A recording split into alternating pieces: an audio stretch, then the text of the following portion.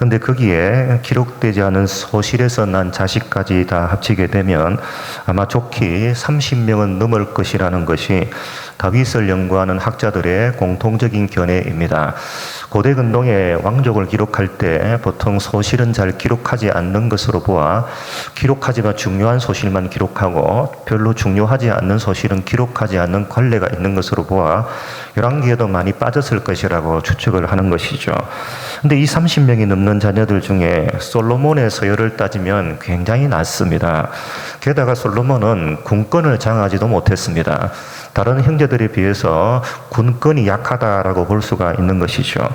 이렇게 조항상으로 따져보면 솔로몬이 왕위에 오를 가능성은 거의 없다라고 봐도 무방할 것입니다. 법적으로도 오를 가능성은 없습니다. 왜냐하면 자기 앞에 있는 형들이 너무 많아서 법적으로 내가 왕이다라고 말하기는 부족한 것이고, 그리고 돌아가는 상황으로 봐서도 아도니아가 왕위에 오를 것이 분명합니다. 그래서 아도니아도 이걸 너무 잘 알고 있어가지고 자신에게 법적인 정당성이 있다는 것을 알죠. 이 사람들은 또 알까요? 알죠. 솔로몬은 전혀 지금 고려의 대상이 아닙니다. 아도니아가 왕위에 오르겠지라고 생각을 하고 군부도 여기에 발맞추어 행동을 합니다. 우리의 군부를 저 아도니아에게 내가 군권을 바쳐야 되겠다라고 군대 장관도 아도니아 편에 섰고, 종교를 지배하는 사람도 주관하는 사람도 이 아도니아가 왕위에 오를 것이라고 믿어 의심치 않았던 것이죠. 그러자 아도니아를 중심으로 사람들이 모여드는 것은 뭐 당연하겠죠. 사람들이 모여서 이미 아도니아가 왕이 된 것처럼 축제를 벌이고, 그리고 사람들이 모여서 축하잔치를 벌이는 것입니다. 그럼 이 일을 수습해야 되는 다윗의 임무는 막중합니다. 그런데 이 열왕기상 1장을 보면 다윗이 주체를 하지 못하고 있어. 이 다윗은 궁궐 밖에서 지금 무슨 일이 벌어지고 있는지조차 모릅니다. 밖에서 어떤 일이 벌어지고 있기 때문에 내가 이 상황을 막아야 되겠다라는 생각조차 하지 못할 정도로 지금 다윗의 몸은 쇠약해져 가고 있는 것이죠. 이대로 다윗이 죽어버리면 큰일 나겠다라는 생각이 신하들 가운데 퍼지기 시작을 한 겁니다. 지금 차기 왕권이 확정되지 않는 상태에서 가버리면 자칫 잘못하면 내분 상태까지 벌어질 수 있는 것이거든요. 그래서 신하들은 이 다윗의 생명을 조금이라도 연장시켜서 유언이라 받아내든지 아니면 하기 왕권이라도 확립하든지 라는 일을 하기 위해서 수냄 여인을 첩으로 주었던 것입니다. 근데 첩으로 줬음에도 불구하고 다윗이 몸이 살아날 기미는 전혀 보이지를 않습니다. 수냄 여인과 관계를 맺었다든지 몸이 따뜻해졌다든지 이런 기록은 이후에도 등장을 하지 않는 것이죠. 이렇게 본다면 객관적인 상황은 모두 다 끝났습니다. 객관적인 상황은 아도니아가 왕이 될 겁니다 라는 모든 지표가 그렇게 다 가리키고 있는 것이죠. 좌절하고 아무것도 소망을 가질 수 없는, 이거 하나님 약속 안 이루어지겠구나 라고 봐도 무방하겠죠. 그때 누가 등장하느냐 하면 나단 선지자라는 사람이 등장을 합니다. 나단은 뭘 봤냐면 이거 하나님의 약속이 이렇게 되면 안 이루어지는데, 여러분 안 이루어진다고 생각했으면 나단이 나섰을까요? 안 나섰겠죠. 하나님의 약속은 반드시 이루어진다. 누구를 통해서라도 이루어진다는 확신을 가졌던 겁니다. 만약에 이 상황에서 이걸 우리가 역사적으로 보면 쿠데타나 역모로 볼 수가 있잖아요. 역모 사건 잘못 일으켰다가 아도니아한테 눈밖에 나면 이거 죽는 것이거든요. 그럼에도 불구하고 나단이 나섰던 이유는 내가 안 나서도 누군가를 나서든 하나님이 직접 개입하시든 하나님께서 이 약속이 이루어질 것이라는 확신을 나단은 가졌던 겁니다. 그래서 나단 선지자가 솔로몬 어머니 밧세바에게 가서 죽어가는 다윗에게 들어가라는 겁니다. 들어가서 하나님께서 다윗 왕에게 어떤 약속을 했는지를 상기시켜 주라는 거예요. 듣든 안 듣든. 여러분 밧세바가 이야기한다고 굳어져 가고 있는 다윗이 듣겠습니까? 근데 듣지 않을 가능성이 더 높죠. 지금 몸이 싸늘히 죽어가고 있는데 뭘 듣겠습니까? 그럼에도 불구하고 나단은 들어가서 말하라는 거예요. 1장 13절을 제가 한번 읽어보겠습니다. 1장 13절. 당신은 다윗 왕 앞에 들어가서 아뢰기를 내 주 왕이여, 전에 왕이 여종에게 맹세하여 이르시기를 내 아들 솔로몬이 반드시 나를 이어 왕이 되어 내 왕위에 앉으리라 하지 아니하셨나이까? 그런데 아도니아가 무슨 이유로 왕이 되었나이까 하소서. 당신이 거기서 왕과 말씀할 때 나도 뒤이어 들어가서 당신의 말씀을 확정하리이다. 이 말을 바세바가 죽어가는 다윗에게 가서 그대로 전합니다. 그 전할 때 참 그 떨리는 심정이라는 것은 이루 말할 수가 없겠죠. 이건 내뱉던 순간 이제 담을 수가 없습니다. 왕궁에는 죽은 지도 다 듣고 뭐 다 들리지 않습니까? 그러니까 이 말이 다 새어 나가서 다른 사람에게 귀에 들어갈 것이고 아도니아 귀에 들어갈 것은 분명합니다. 그럼에도 불구하고 용감하게 들어가서 이 이야기를 합니다. 하나님의 약속을 믿거든요. 자, 그러자 어떤 일이 벌어지느냐? 다윗이 하나님의 말씀을 기억해냅니다. 1장 30절 제가 읽어보겠습니다. 내가 이전에 이스라엘의 하나님 여호와를 가리켜 내게 맹세하여 이르기를 내 아들 솔로몬이 반드시 나를 이어 왕이 되고 나를 대신하여 내 왕위에 앉으리라 하였으니 내가 오늘 그대로 행하리라. 여러분, 열왕기 1장의 시작 단계는 상황이 너무 좋지 않았습니다. 군대도 종교도 백성들도 아도니아가 왕이 되는 것을 지지하고 있고 하나님의 약속을 기억하는 사람은 아무것도 없는 것 같습니다. 하나님께서 다윗에게 약속을 하셨다는 사실을 다윗조차도 까먹고 있었거든요. 그런데 이 모든 악조건을 다 뛰어넘습니다. 모든 불가능한 상황을 다 뛰어넘습니다. 그럼 누가 왕이 되느냐? 솔로몬이 왕이 되더라, 그런 말이죠. 여러분, 열왕기 1장이 말하고 싶은 내용이 뭘까요? 야, 나단 참 너 대단하다. 어떻게 그런 상황에 그렇게 했냐? 그 말을 하고 싶은 게 아니에요. 여러분, 열왕기 1장은 하나님께서 다윗에게 하신 약속이 뭘 뛰어넘는다? 인간의 불순종을 뛰어넘더라. 그리고 인간의 죄악도 뛰어넘더라. 인간이 가진 음모를 꾸미고 뭘 꾸며도 그것도 뛰어넘고 불가능한 상황도 뛰어넘고 조건도 뛰어넘더라. 그래서 결국 하나님의 약속이 성취되더라. 그래서 포로로 끌려가 있는 백성들에게 뭘 기억하라는 거예요? 하나님께서 너희들에게 뭘 약속하셨는지 기억하라는 거예요. 포로들은 뭘 생각할까요? 야, 우리 이제 이 포로로 끌려와가지고 우리 뭐 할까? 고국에 돌아갈 가능성은 있겠나? 여기 어떻게 살아야 되지? 모든 상황을 묵상해요. 근데 지금 열왕기 상의 저자는 뭘 생각하라는 거예요? 상황을 뛰어넘는다는 거예요. 조건도 뛰어넘는다는 거예요. 뛰어넘어서 뭐가 이루어진다는 거예요? 하나님의 약속이 이루어진다는 거예요. 그 지난 시간에 제가 그런 말씀 드렸습니다. 우리 그리스도인이 삶을 살아가는 방식은 언제 어디서든 하나님의 약속이어야 한다라고 제가 말씀을 드렸죠. 하나님의 약속으로 우리의 삶을 해석할 수 있어야 되고 설명할 수 있어야 됩니다. 야, 내가 지난번에 한 20살 때, 30살 때 내가 그 땅을 딱 살았는데 그때 그 땅을 사서 내 인생이 이리 되었다. 여러분, 우리 인생은 땅으로 해석하는 사람이 아니에요. 우리 인생은 하나님의 약속이 이러이러함으로 내 인생이 이렇게 되었습니다 라고 해석되는 인생, 그게 눈으로 보여야 돼요. 아, 내 인생이 그때 하나님께서 이래 약속하심으로 내 인생이 이렇게 되었구나 라고 설명이 돼. 왜? 우리는 그렇게 되어 갑니다. 내가 깨닫든 깨닫지 못하든 그리스도인은 약속으로 뭉쳐져 있는 삶입니다. 그게 깨달아지면 하나님의 위대하심이 보이는 거예요. 하나님이 함께 하심이 보이는 거죠. 하나님이 삶을 인도하신다는 게 보이는 거죠. 그래서 내 삶이 하나님의 약속으로 해석이 돼야 돼요. 여러분, 솔로몬이 왕이 되고 나서 너 왜 왕 됐냐라고 물어보면 뭐라고 답할까요? 하나님의 약속이, 하나님께서 나에게 약속하신 이 약속이 그대로 성취되어서 이루어졌습니다. 여러분, 이런 이야기 할 것 아니에요? 이게 우리가 지난 시간까지 살핀 내용입니다.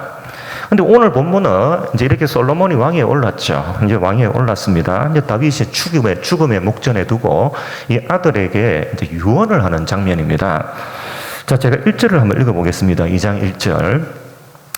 다윗이 죽을 날이 임박하매 그의 아들 솔로몬에게 명령하여 이르되, 자, 다윗이 유언을 합니다. 유언의 내용이에요. 내가 이제 세상 모든 사람이 가는 길로 가게 되었노니 너는 힘써 대장부가 되고, 뭐가 되라고요? 대장부가 되라는 거예요. 대장부가. 여러분, 어떻게 되는 게 대장부일까요? 이게 여호수아한테 똑같이 이야기합니다. 너 용기 가져라, 담대하라, 두려워하지 마라. 그 대장부가 되라는 거잖아요. 왜 대장부가 되라고 하느냐? 대장부가 되라는 게 도대체 뭐냐? 그게 3절이에요.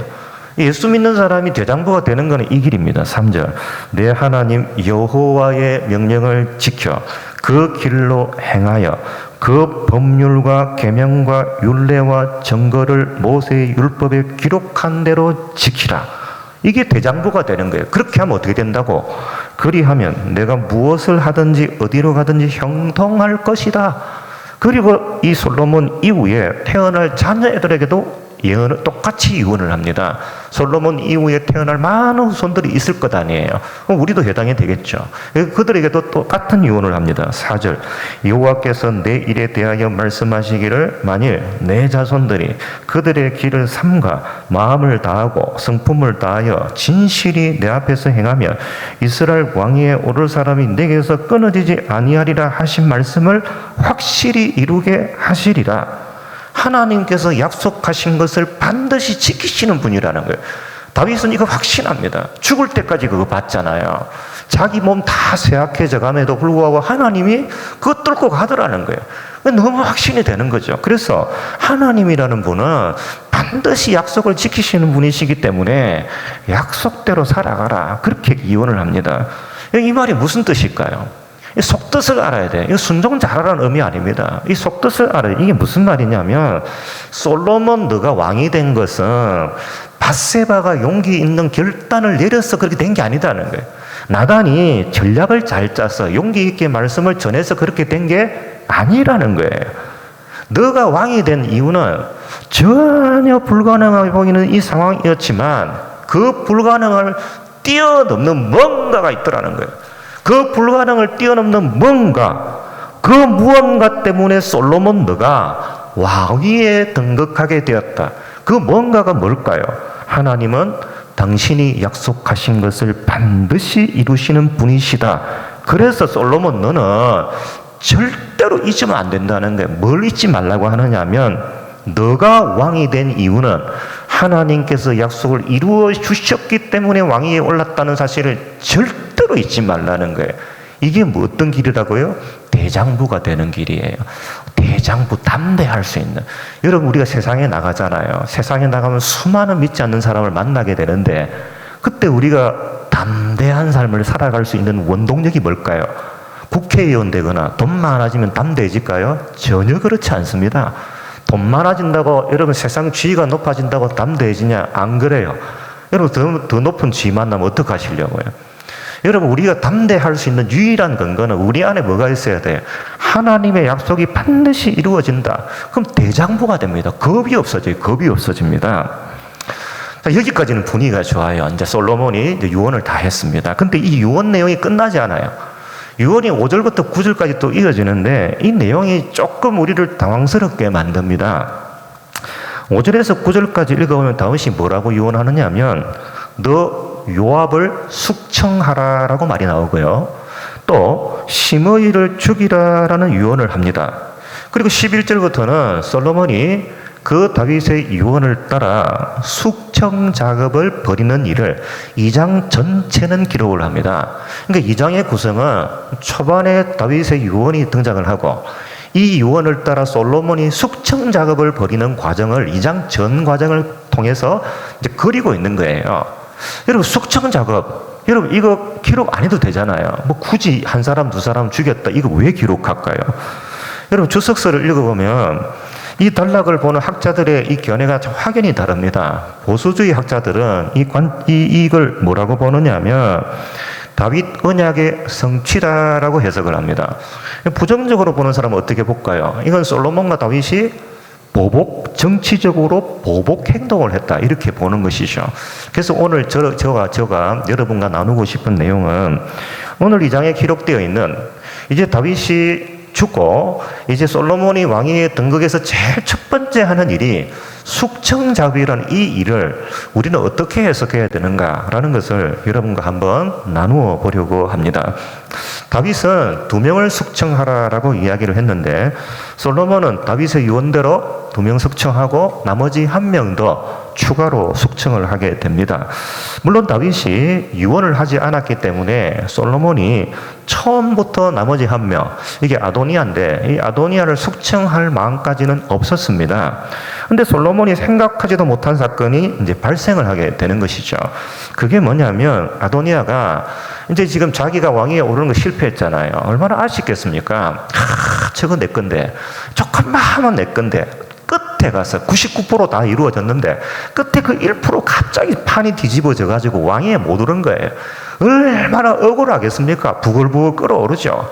가만히 있다가 너무 억울하니까 이 아도니아가 솔로몬의 어머니 바세바에게 찾아와서 아주 이상한 요구를 합니다. 제가 14절을 읽어보겠습니다. 14절.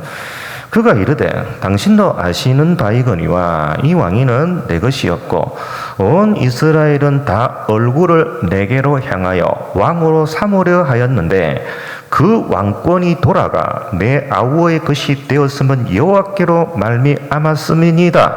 이게 무슨 말이에요? 뒤에 여호와께로 말미암았음이니다라고 말하는데 이 진심이 아니에요. 지금 아도니아의 진심은 지금 앞에 다 놓여 있습니다. 이건 그냥 문구예요, 문구. 이 아도니아의 진심은 뭐냐면 솔로몬의 왕위는 원래 내 거라는 거예요. 원래 내 건데 솔로몬에게 돌아갔다. 그게 하나님께로 왔다. 근데 그까지는 인정해 줄게. 지금 그 이야기입니다. 근데 16절에서 이렇게 말합니다. 이제 내가 한 가지 소원을 당신에게 구하오니 내 청을 거절하지 마십시오. 내가 무슨 요구를 하기 때문에 거절하지 말라는 거예요? 이 거절하지 말라는 이야기는 내가 지금 앞으로 말하는 요구는 정당한 요구다는 거예요. 저 왕위는 원래 내 건데 지금 어쩔 수 없이 내가 내어주게 되었다. 그러니까 나에게도 지금 지분이 있다는 이야기입니다. 그러니까 내가 지금 앞으로 하는 이야기는 내가 정당한 요구이기 때문에 절대 거절하면 안 된다. 지금 그 이야기를 합니다. 그럼 아도니아가 무슨 요구를 하느냐? 읽어보겠습니다. 밧세바가 이르되 말하라. 그가 이르되 청하건대 솔로몬 왕에게 말씀하여 그가 수넴 여자 아비삭을 내게 주어 아내를 삼게 하소서. 왕이 당신의 청을 거절하지 아니하리이다. 아버지 다윗이 생전에 첩으로 삼았던 아비삭을 자기 아내로 달라라는 요구를 하는 겁니다. 여러분, 아비삭은 첩입니다. 그 첩이지만 그래도 아버지 다윗의 아내이지 않습니까? 아무리 첩이라고 하지만 생전에 몸이 안 좋아서 한 번도 관계를 안 했다고 할지라도 법적으로 엄연히 아비삭은 아버지 다윗의 아내입니다. 근데 그 자식이 아버지 아내를 자기 아내로 달라고 해도 될까요? 안 될까요? 안 되죠. 안 됩니다. 근데 될 때도 있습니다. 아주 특정한 조건이 만족되면 이 요구가 받아들여질 수도 있습니다. 그게 어떤 조건이냐? 여러분, 고대 근동의 전쟁이 일어나게 되면 뭐가 생기죠? 승자와 패자가 반드시 발생을 하게 됩니다. 국가 간의 전쟁이든 아니면 국가 내부에 내분이 일어나든 내분이 일어나게 되면 승자는 전국의 승자가 되고 패자는 역적이 되게 되겠죠.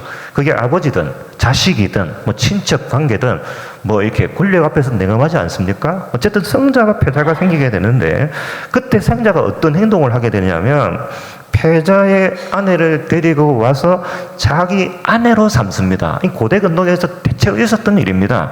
왜 이런 일을 하냐면 패자의 아내를 취함으로써 패자는 숙청이 되거나 죽지 않습니까? 죽기 때문에 이제 아내가 남게 되죠. 그 아내를 취함으로써 내가 패자를 정복했습니다. 이겼습니다. 라는 것을 온 세상 앞에 알리는 것입니다. 제가 사무엘하 16장 22절을 한번 읽어보겠습니다. 사무엘하 16장 22절. 제가 읽어볼게요. 사무엘하 16장 22절.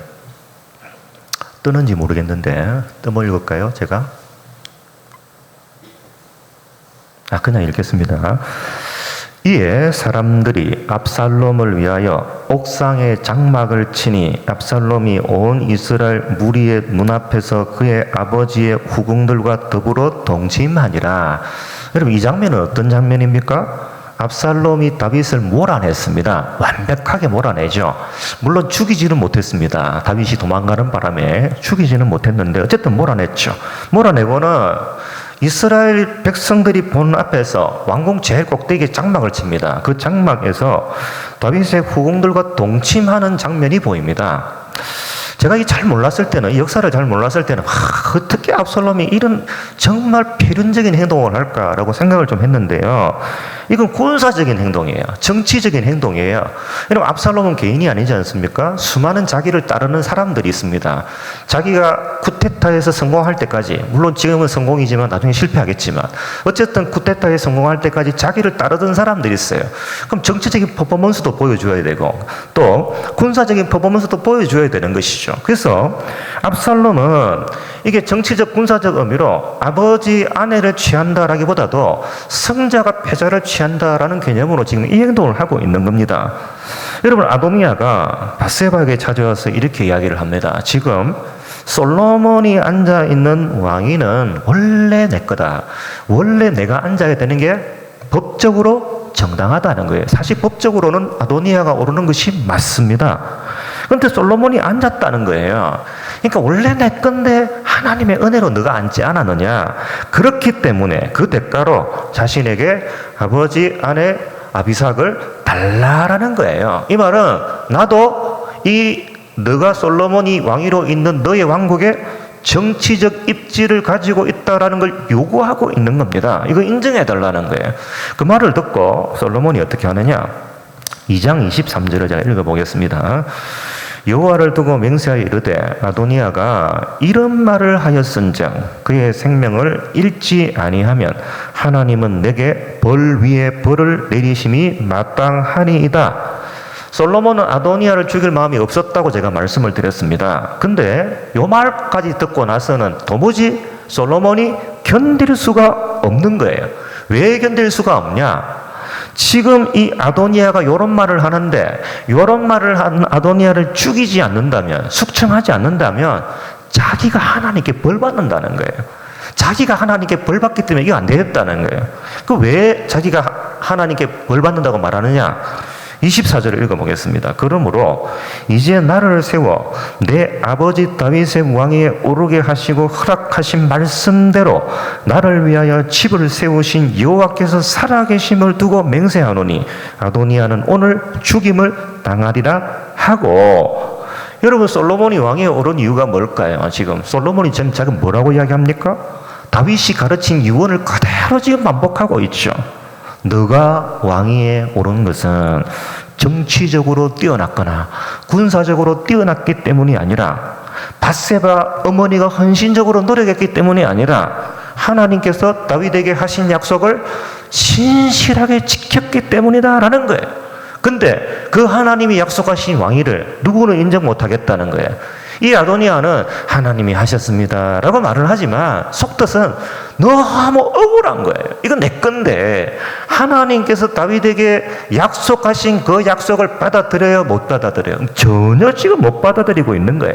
그래서 솔로몬이 다윗 언약을 모르고 다윗 약속을 모르고 하나님의 약속을 모르는 사람은 하나님 나라에 합당하지 않다. 그래서 이거 안 죽이면 나에게 하나님이 죽일 거다. 뭐 그렇게 이야기하죠. 그래서 아도니아를 죽입니다. 그리고 두 번째, 솔로몬은 아도니아가 반란을 일으킬 때 함께했던 제사장 아비아달이라는 사람이 있습니다. 이 아비아달에게 무슨 명령을 내리냐면 귀향하라라고 명령을 내립니다. 제가 26절을 한번 읽어보겠습니다. 2장 26절. 왕이 제사장 아비아달에게 이르되 내 고향 아나돗으로 가라. 너는 마땅히 죽을 자이로되 내가 내 아버지 다윗 앞에서 주 여호와의 궤를 메었고 또 내 아버지가 모든 환난을 받을 때 너도 환난을 받았은지어 내가 오늘 너를 죽이지 아니하노라 하고. 여기 아나돗이라는 단어가 나오는데요, 이걸 고향이라고 번역을 했습니다. 근데 고향이라고 번역하면 안 되고 직역하면 귀향지라고 말하는 게 맞습니다. 여러분, 아나돗이라는 이 지명이 어디에 또 나오느냐 하면 예레미야서에 또 나옵니다. 예레미야가 아나돗 출신이죠. 여기 아나돗가 귀향지입니다. 그러니까 예레미야도 귀향지에 누군가 자기 선조 때 왔다가 정착해서 살고 있는 사람이죠. 그러니까 지금 이 귀향가라고 이야기합니다. 다윗이 아비아달을 죽이라고 유언하지 않았기 때문에 죽이지는 않고 제사장직에서 파직하고 귀향을 보내는 선에서 끝내는 겁니다. 그리고 나서 솔로몬이 이 아비아달에게 이런 조치를 하는 이유를 설명합니다. 27절. 자, 자, 이렇게 하는 이유를 설명합니다. 아비아달을 쫓아내어 여호와의 제사장 직분을 파면하니 여호와께서 실로에서 엘리의 집에 대하여 하신 말씀을 응하게 함이었더라. 너가 내 정권에 참여 안 하고 나한테 반기를 들었었기 때문에 내가 너를 파직한다. 이렇게 안 합니다. 정치적으로 해석 안 한단 말이에요. 솔로몬이 이 사건을 어떻게 해석합니까? 지금 아비아달이 다윗 언약의 반대편에 아도니아의 편에 섰습니다. 그런 행동을 어떻게 해석하고 있어요? 하나님의 말씀의 성취 사건으로 해석하더라는 거예요. 이게 솔로몬이 총명한 이유예요. 나중에 솔로몬이 타락하게 되잖아요. 뭘 잃어버려요? 약속의 눈을 잃어버려요. 약속의 눈을 잃어버리고 경제적 관점으로, 군사적 관점으로 나라를 바라보고 나라를 부흥시키려고 만들고, 그래 다 타락해버리는 거예요. 그게 애국 공주와 결혼하고. 초창기에는 안 그랬잖아요. 이 사건을 하나님께서 말씀하신 이 말씀을 이루려고 하시구나, 그걸 나를 도구로 사용하고 있구나, 그걸 지금 해석하는 겁니다. 엘리 제사장에게 하나님께서 뭐라고 말씀하셨길래, 사무엘상 2장 31절 제가 한번 읽어보겠습니다. 사무엘상 2장 31절 제가 읽어볼게요. 보라, 내가 내 팔과 내 조상의 집 팔을 끊어 내 집에 노인이 하나도 없게 하는 날이 이르지니라. 이스라엘에게 모든 복을 내리는 중에 너는 내 처소의 환난을 볼 것이요 내 집에 영원토록 노인이 없을 것이며 내 제단에서 내가 끊어버리지 아니할 내 사람이 내 눈을 세잔하게 하고 내 마음을 슬프게 할 것이요 내 집에서 출산되는 모든 자가 젊어서 죽을 것이다. 여러분, 이 약속의 말씀에 따르면 아비아달은 어떻게 돼야 됩니까? 죽어야 되는 게 마땅하죠. 왜? 약속에 그렇게 되어 있으니까 죽어야 되는 게 마땅하지만, 솔로몬은 다윗 때 제사장으로 많은 일을 감당했던 그의 공로를 인정해서 귀양 보내는 선에서 마무리합니다. 그럼 이 집안은 다윗이 솔로몬이 봐줬다고 하나님 약속이 성취 안 될까요? 됩니다. 나중에 될 겁니다. 그까지는 제가 살필 시간이 없고. 그리고 솔로몬이 또 누구를 숙청하느냐 하면 반란에 참여했던 군대 장관 요압을 숙청합니다. 제가 2장 31절 한번 읽어볼게요. 2장 31절. 왕이 이르되 그의 말과 같이 하여 그를 죽여 묻어라. 요압이 까닭 없이 흘린 피를 나와 내 아버지의 집에서 내가 제하리라. 여기 까닭 없이 흘린 피라는 말은 요압이 전쟁하다가 죽인 사람들을 말하는 게 아니에요. 이게 까닭 없이라고 말한 이유는 다윗이 하지 말라 그랬어요. 그거 죽으면 안 된다. 너 그거 꼭 죽이면 절대 안 돼. 라고 이야기했음에도 불구하고 요압이 자기 동생을 죽인 원수들이었거든요. 그게 복수심에 불타가 네 잡히기만 해봐라. 내 반드시 죽인다. 요놈들은. 다윗이 뭐라 하건 말건 개의치 않고 그냥 죽여버리는 거예요. 그 사람들이 누구냐? 32절에 이렇게 기록되어 있죠. 여호와께서 요압의 피를 그의 머리로 돌려보내실 것은 그가 자기보다 어렵고 선한 두 사람을 쳤음이니 곧 이스라엘 군대장관 넬의 아들 아보넬과 유다 군대장관 예델의 아들 아마사를 칼로 죽였음이라. 이 일을 내 아버지 다윗은 알지 못하나니. 죽일 당시에는 몰랐어요. 나중에 알았죠. 나중에 다윗이 이 사실을 알고 어떻게 말을 하느냐. 사무엘하 3장을 제가 3장 28절을 제가 읽어보겠습니다. 사무엘하 3장 28절 29절 제가 한번 읽어보겠습니다. 이거 다윗이 나중에 이 사건을 알고 요압이 죽였다는 사실을 알고 분노해가 하는 말입니다. 그 후에 다윗이 듣고 이르되 넬의 아들 아브넬의 피에 대하여 나와 내 나라는 여호와 앞에 영원히 무죄하니 그 죄가 요압의 머리와 그의 아버지의 온 집으로 돌아갈지어다. 또 요압의 집에서 백탁병자나 나병 환자나 지팡이를 의지하는 자나 칼에 죽은 자나 양식이 떨은 자가 끊어지지 아니할지로다 하니라. 그래서 솔로몬이 이 다윗의 유언을 따라서 요압을 숙청하게 되는 것이죠. 솔로몬이 세 번째 숙청하는 인물이 누구냐면 다윗이 압살롬을 피해 막 도주를 하고 있는 상황 속에 있었던 일인데 시므이라는 사람이 야반 도주하는 다윗을 보고 저주를 합니다. 사람을 저주했다고 다윗이 막 이 사람까지 죽여야 되냐라고 말할 수 있겠지만 이것도 우리가 정치적으로 해석을 해야 됩니다. 시므이가 어떻게 저주했냐면 사무엘하 16장 7절 유명한 구절이죠. 사무엘하 16장 7절 제가 읽어보겠습니다. 시므이가 저주하는 가운데 이와 같이 말하니라. 피를 흘린 자여 사악한 자여 가거라 가거라. 사울의 족속의 모든 피를 여호와께서 내게로 돌리셨도다. 그를 이어서 내가 왕이 되었으나 여호와께서 나라를 내 아들 압살롬의 손에 넘기셨도다. 보라, 너는 피를 흘린 자이므로 화를 자초하였느니라 하는지라. 여러분, 왜 시므이가 도망가고 있는 다윗의 뒤를 향해 이런 저주의 말을 퍼부었을까요? 이 시므이가 지금 뭐라고 이야기하느냐면, 지금 사울 족속의 모든 피가 너한테로 간다. 이 사람은 지금 그게 베냐민파예요. 베냐민 지파 사람이에요, 시므이가. 그러니까 다윗이 지금 왕위에 올랐음에도 불구하고 사울이 왕위에 통치하고 있던 그때를 잊지를 못하는 거예요. 그러니까 다윗의 왕국이 들어서도 다윗이 왕국으로 있다는 걸 인정하지 않았던 거예요, 마음으로. 내 죽으는 사울이야. 나는 베냐민 지파야. 그러고 있는 거예요. 뭘 몰라요? 다윗 언약을 전혀 인정하지 않는 거예요. 하나님께서 다윗에게 왕위를 넘겨주셨다는 사실을 전혀 받아들이지를 않는 거예요. 그러니까 그래서 지금 이 시므이는 다윗이 흘러가고 도망가고 있는 이 시점에 저주를 하고 있는 거예요. 참 꽃이다 꽃이다.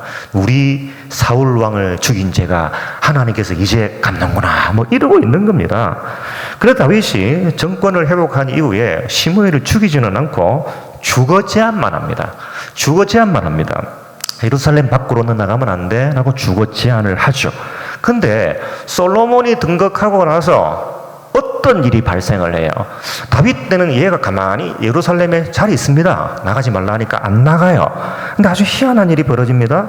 시므이 집에 있던 종 2명이 예루살렘을 떠나 도망을 갑니다. 도망을 가더라도 시므이는 예루살렘 밖으로 나가면 안 돼요. 근데 아는지 모르는지 모르겠어요. 근데 시므이가 예루살렘을 떠나 종을 잡아옵니다.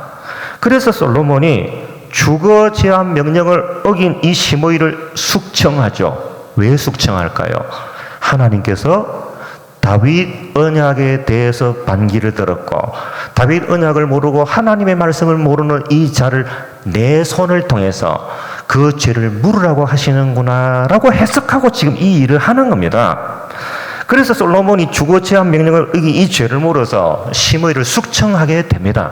자, 숙청잡이 싹 다 끝났어요. 다 끝나고 나서 제일 열왕기 하상 2장 제일 끝 46절은 어떻게 이야기하고 있느냐. 자, 보세요. 이 구절이 중요합니다.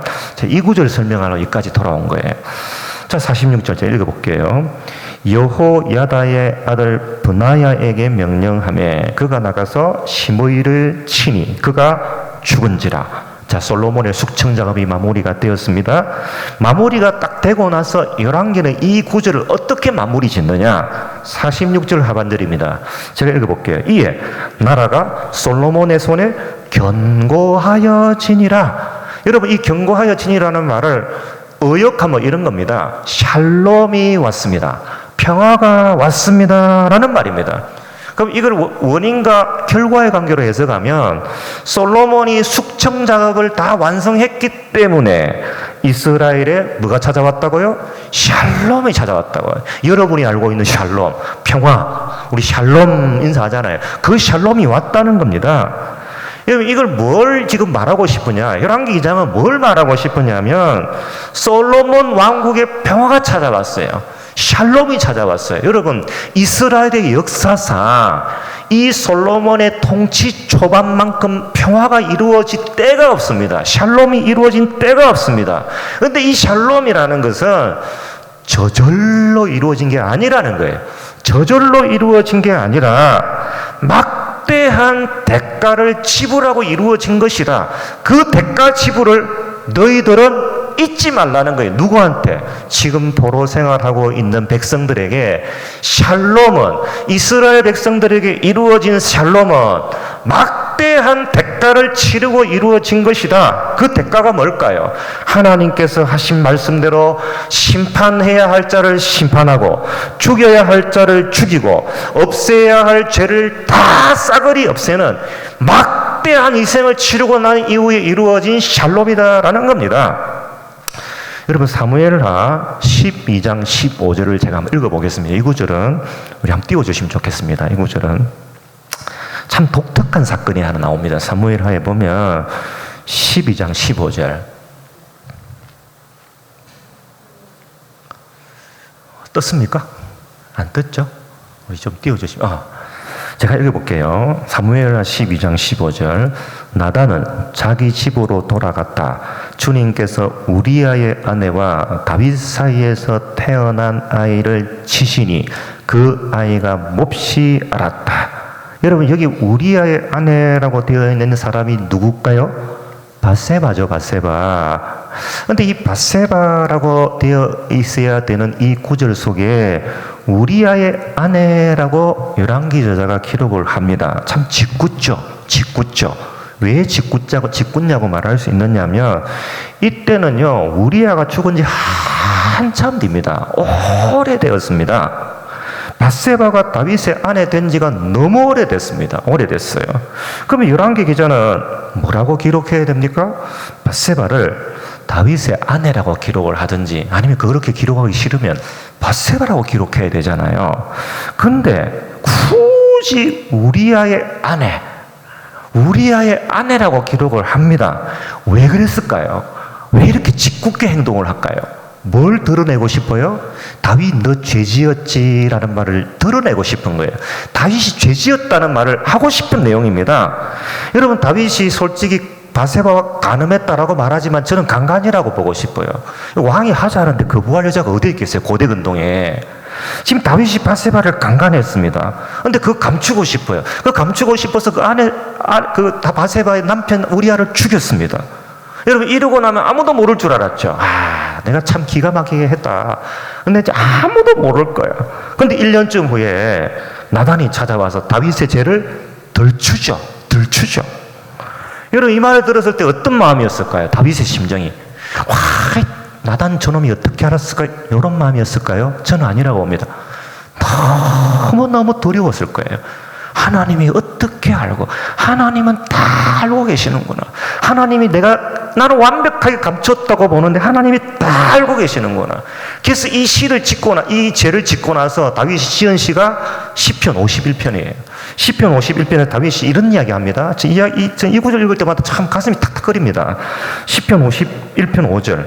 내가 죄악 중에서 출생하였으며 어머니가 죄 중에서 나를 잉태하였나이다. 여러분 다윗이 죄를 짓고 나서 이거 하나 깨달았어요. 뭘 깨달았냐면 내가 그전에는 좀 괜찮은 놈이었는데 내가 그 밧세바를 강간하고 나서 우리아를 죽이고 나서 내가 참 쓸모없는 놈이 되었나? 요게 아닙니다. 다윗이 지금 이 깨달은 게 뭐냐면 나는 원래부터 뿌리가 썩은 놈이었구나. 나는 원래부터 더러운 놈이었구나. 용서받을 수 없는 죄인이었구나. 그걸 하나 깨닫습니다. 이걸 바울은 뭐라 그랬을까요? 내 안에 선한 것이 하나도 없구나. 그걸 하나 깨달았어요. 그래서 다윗이 여러분 시편을 많이 지었는데 이 시편, 다윗이 지은 시편에는 뭐가 많을까요? 메시아 대망시가 많습니다. 나에게는 중보자가 필요하구나. 내 같은 놈에게는 내 스스로 선하게 될 수 있는 힘이 없구나. 나에게는 중보자가 필요하구나. 여러분 다윗이 밧세바 불륜 관계를 맺고 나서 그 사이에 아이가 하나 태어납니다. 지금 이 기록은 다윗의 초창기 때 기록인데 제가 열왕기상은 포로기 때 기록했다 했잖아요. 그러면 이때 우리아의 아내라고 기록한 게 죄를 덜추기 위해서라고 제가 말씀을 드렸습니다. 다윗이 밧세바 불륜 관계를 맺고 그 사이에 아이가 하나 태어납니다. 근데 이 아이가 원인을 모를 병에 걸려가 시름시름 앓다가 죽습니다. 근데 이 죽는 사건을 사무엘하 12장 15절에서 뭐라고 기록해놨냐면 아이가 죽었다 이렇게 안 기록하고 아이를 치셨다라고 기록합니다. 치셨다. 아이가 아파서 죽은 게 아니라는 거예요. 하나님이 치셔서 죽었다는 거예요. 이 아이가. 여러분 아이가 무슨 죄가 있어요? 아이가 죄가 있어요? 다윗이라는 놈이 나쁜 놈이지 아이가 무슨 죄가 있습니까? 뭘 알았어요? 이 말은 무슨 말이냐면 다윗 너가 죽어야 되는 게 마땅해. 너가 죽어야 되는 게 마땅하지만 너가 죽는 대신 누가 죽었다는 이야기예요. 이 아이가 죽었다는. 이 아이가. 여러분 다윗에게 엄청난 대가를 치른 거예요. 엄청난 대가. 자, 이 아이가 죽었는데 이 엄청난 대가잖아요. 그 일이 있고 나서 다윗과 밧세바 사이에 하나님이 아이를 하나 줍니다. 사무엘하 12장 24절 제가 읽어볼게요. 그 뒤에 다윗이 자기 아내 밧세바를 위로하고 동침하니 그 여인이 아들을 낳았다. 다윗이 그의 이름을 솔로몬이라고 했다. 여러분, 다윗이 죄를 지었기 때문에 마땅히 하나님은 다윗을 죽이는 게 마땅합니다. 근데 하나님이 대신 아이를 쳤습니다. 쳐서 죽었습니다. 그리고 얼마 후에 하나님께서 솔로몬이라는 아들을 주셨어요. 무슨 말입니까? 솔로몬이라는 아들을 주셨다는 말이 무슨 말이에요? 내가 너를 용서했다, 그런 말입니다.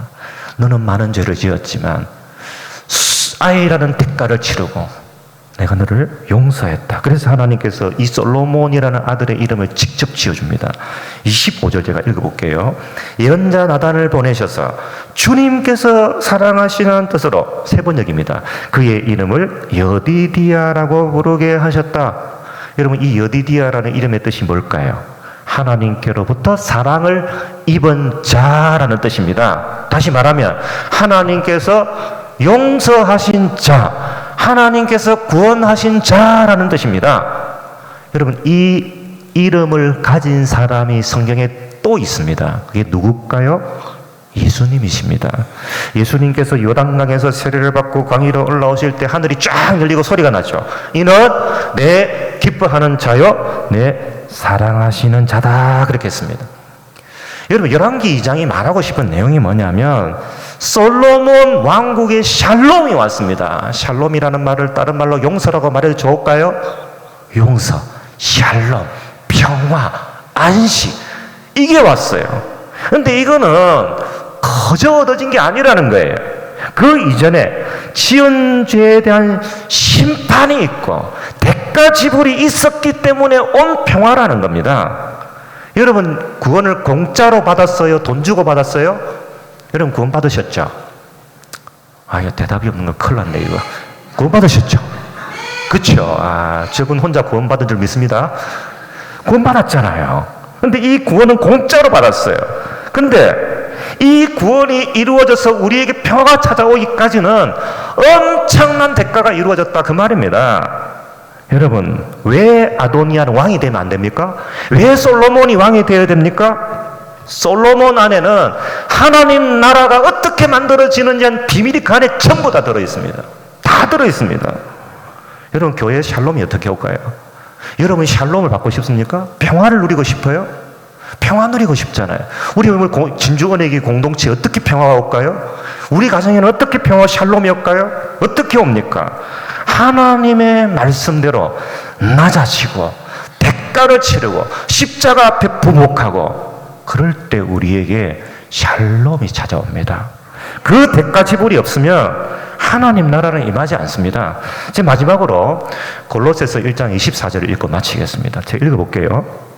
이 바울이 한 말이에요. 나는 이제 너희를 위하여 받는 괴로움을 기뻐하고 그리스도의 남은 고난을 그의 몸된 교회를 위하여 내 육체에 채우느라.